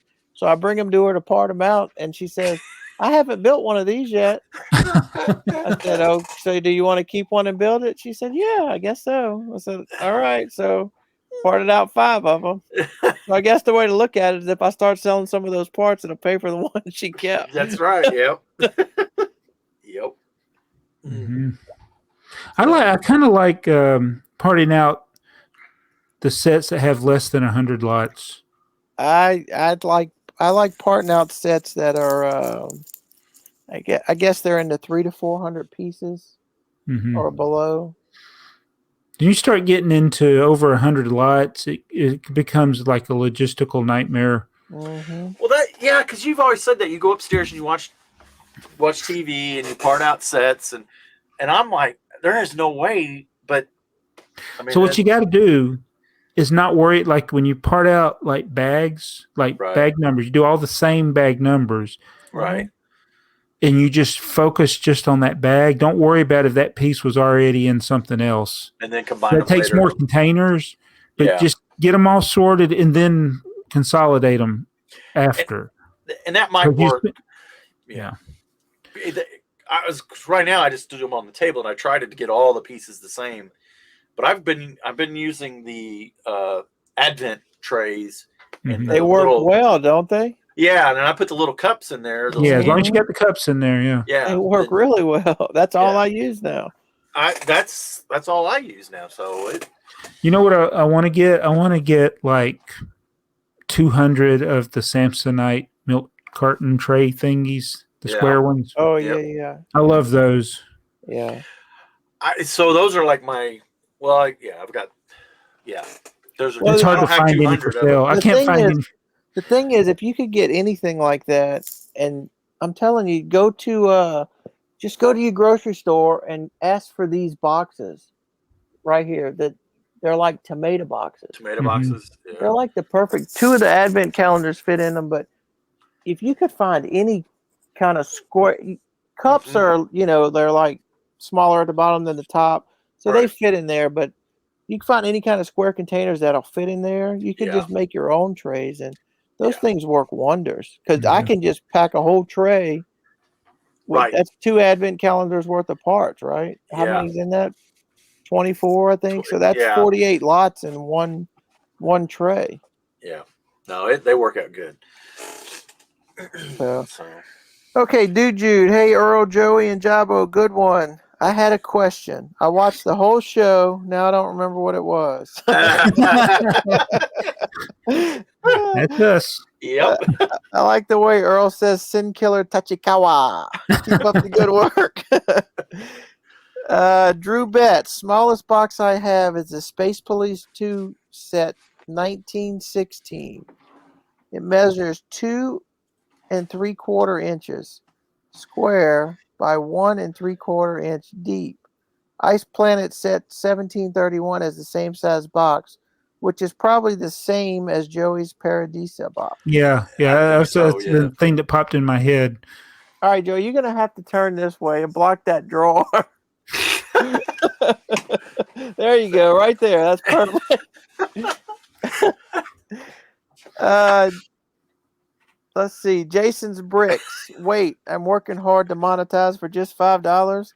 The show in Salt Lake is Brick Slopes. Another enjoyable episode, guys. Yep. Yeah, there's a guy I follow. His name is Travis Marsala, and he is a thrifter. He's a stay-at-home dad, and he's a thrifter reseller. So he has a little eBay store, and he likes to resell games and DVDs and toys, and he likes Lego. So his ultimate goal is to go to a Lego full time, and he's one of those ones that he buys. He'll buy bulk and sort through bulk for minifigs and sell the minifigs in his Bricklink store, and he'll upload some parts and everything. But he keeps talking about one of his goals is to get to 1,000 subscribers so he can monetize his videos, and he's like at 840 something. And I'm just thinking, man, I hope you're not thinking about monetizing to rely on some income, because right. it ain't gonna happen. No. Well, he's gonna have to grow it fast if he wants to monetize. Yeah, people have everybody thinks it's that easy. It's not. Well, and then I'm at 1,400 something subscribers, but I'm pretty sure I make at least I don't know 45 cents an hour for my work. 45 cents an hour. Smokey94, driving to Florida with my girlfriend and her 6-year-old daughter, listening to the podcast. Oh wow! We'll see if they're A.F.o.O.L material. The Swedish Oak. I live 5 miles from the Danish border, and it takes 40 work days for the standard pick-a-brick pieces to get to here. It says they are picked and sent from Denmark. Who was it? Somebody did a haul and they got their pick-a-brick pieces really quick, and they were shocked. Who was that? I can't remember. I saw a video. Somebody did a haul, and they were like, "Wait a minute, how did I get these already?" Yeah, that's crazy. Christopher Cummings, blocks seem to be a glitzy Lego Builders magazine. I've seen and purchased a few issues at Barnes and Nobles over the years. I need to be careful because anymore, if I can find similar images of mocks and sets online, then why spend $9 an issue? My favorite aviation magazines have jumped in price over the years, especially Air Force Monthly. I just don't build many Lego airplanes these days. It's my 40th anniversary of Return of the Jedi. It's the 40th anniversary. I'm glad I'm listening to Lego nerds and not Star Wars dorks. Hey, woo! That's why we're filming on the wrong day, by the way. Yeah. It was 40th anniversary of Return of the Jedi, so we planned this out. yeah. Was it showing at the theater? So here we go. This is a good one. Robin Hull. The thing about Mickey Mouse, not Fabuland vehicle, is that it's not the same as the Fabuland vehicle base. It doesn't have a front rear hook eye for attaching other Fabuland vehicles to it. Yeah. The fire axe was black in the Fabuland theme. It's interesting that Lego kept some of the Fabuland molds and reused them long after the theme disappeared. Of course, the half barrel and the cauldron, as well as the broom, are still being repurposed in modern sets. Yeah. I do have a couple copies of the Mickey's fire engine, but I don't have the other sets. As much as Lego reused some Fabuland pieces, it is not, in my opinion, Fabuland. Okay. And he has spoken. That is Robin Hull has spoken. It is not the official Fabuland expert. Yes. Geology Joe. Yes, Pick a Brick and Bricks and Pieces take so long to get. He also says, when I'm expecting a Lego package in the mail, I watch it like a hawk. No lowlife will enjoy my up house. Yeah, it's probably going to be open when you get it, though.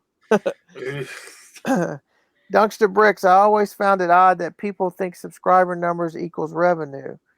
It's all about the views. Maybe they need to introduce an auto unsubscribe if you don't watch a channel's video for X amount of months.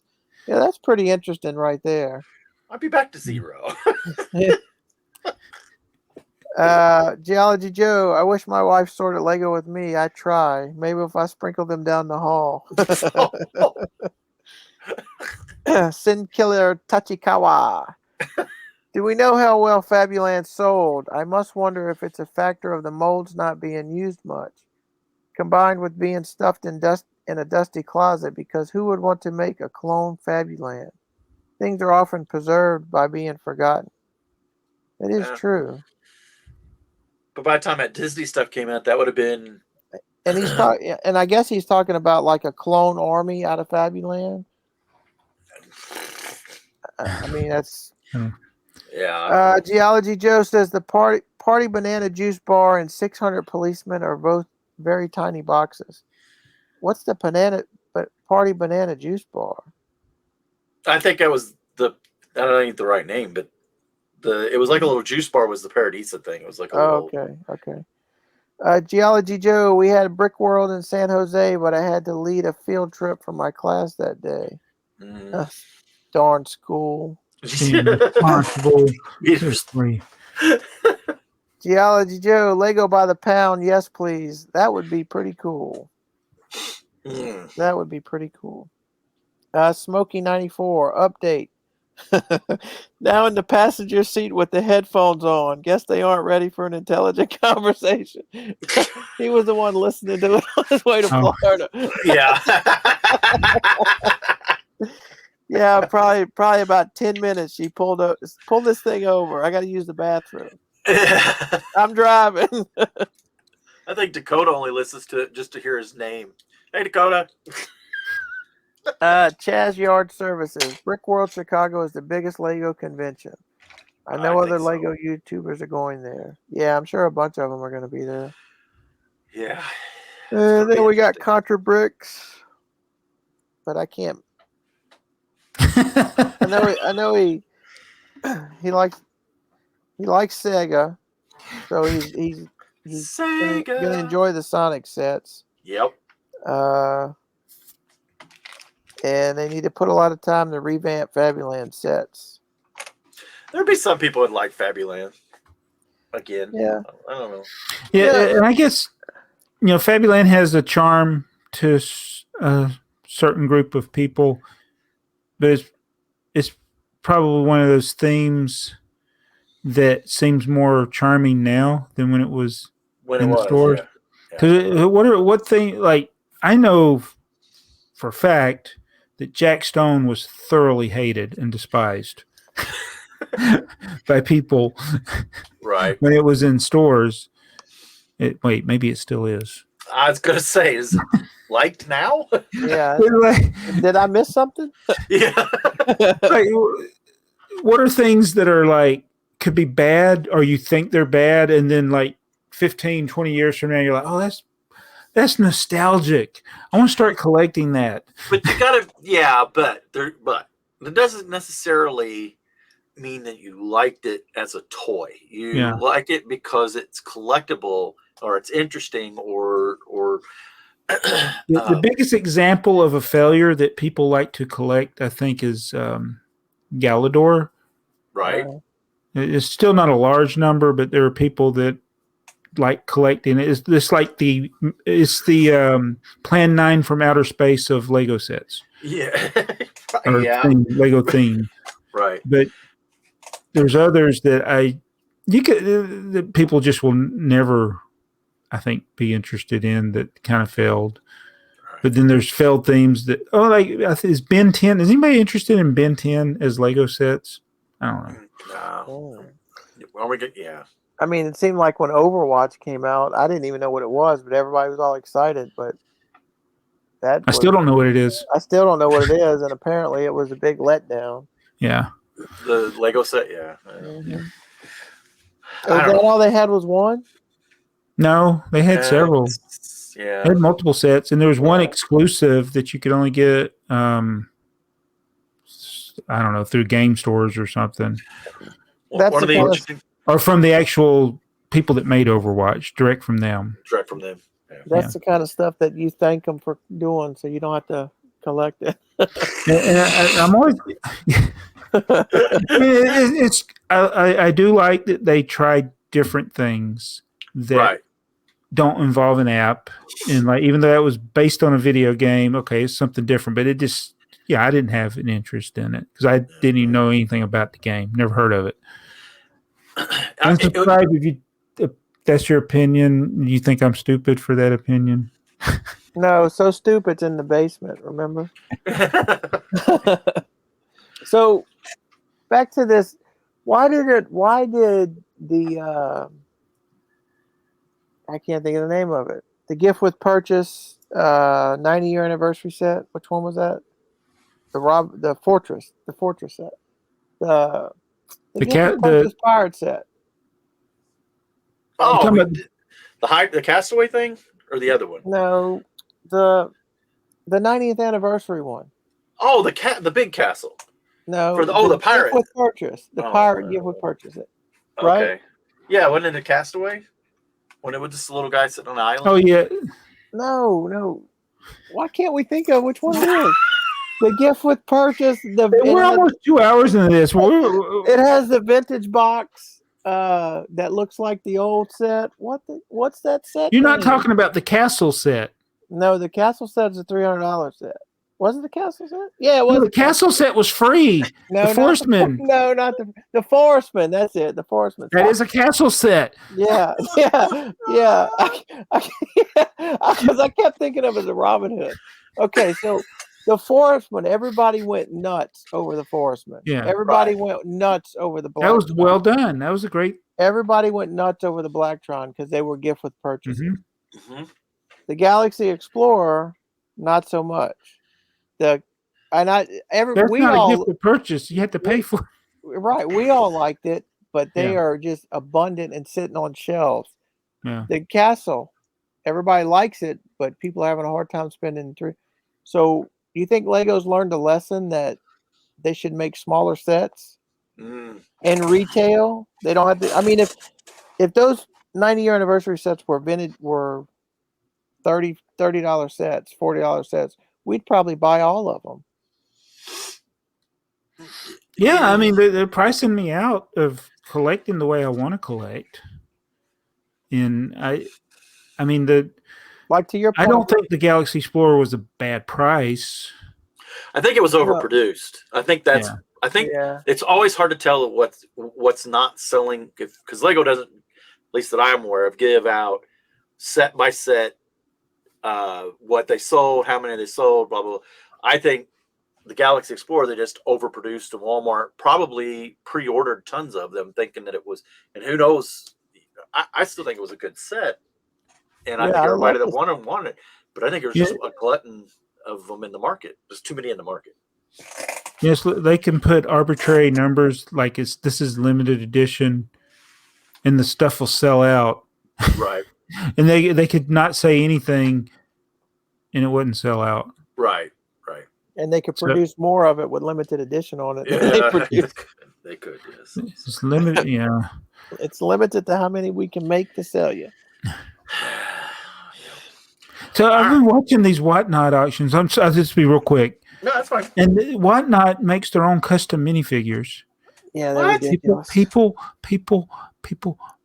will pay $300 for a single custom minifigure. If you think about like these companies that make third-party minifigures, they're usually $20 to $30, which is expensive, but it's more reasonable than $300. Well, supposedly they're 100% Lego pieces, and what they do is they like the last one I saw, they made 100 of them. 90 of them were one color, 10 of them were only 10 were another color, and they picked the 10 people to do them, and each one of them was able to buy, But this is what I'm talking about.